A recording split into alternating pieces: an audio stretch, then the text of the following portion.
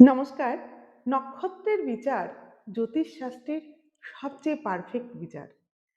জ্যোতিষ মতে নক্ষত্র ধরে ধরে যদি একটা জন্ম ছকের বিচার করা হয়, সেটা সবচেয়ে বেশি ফলপ্রদ ও সবচেয়ে বেশি পারফেক্ট হয়।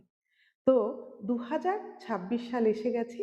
এই সূর্যের বছরে কোন কোন নক্ষত্রের মানুষেরা খুব ভালো কাটাবে, কোন কোন নক্ষত্রে জন্মগ্রহণ করলে তাদের এই বছরে ভাগ্য চমকাবে, বদলে যাবে তাদের এতদিনের গতানুগতিক জীবনের ধারা।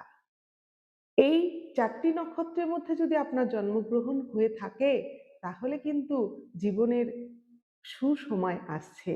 আপনার শুধু সময়ের অপেক্ষা। ভালো সময় আসছে। যাই হোক, কোন নক্ষত্র?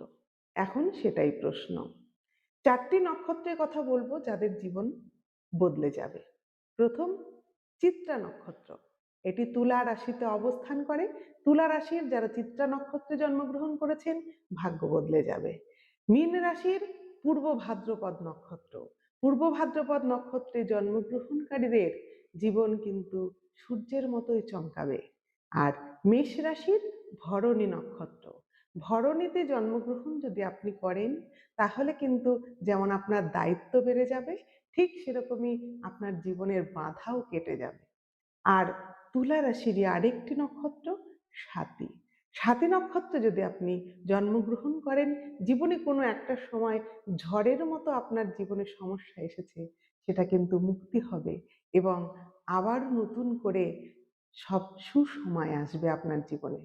যাই হোক, আপনি যদি এই ৪ নক্ষত্রের মধ্যে জন্মগ্রহণ করে থাকেন, একজন হয়ে থাকেন, তবে আপনার ২০২৬ সালে সকল বাধার মুক্তি, এতদিনের আটকে থাকা কাজ সফলতা এবং এতদিনের যে আর্থিক কষ্টে ভুগছিলেন তারও মুক্তি হবে সময়ের অপেক্ষা। যাই হোক, আমি যেটা বলে থাকি, প্রতিটি মানুষের জীবনের নিজস্ব জন্মছকটা বিচার করাটা খুব জরুরি।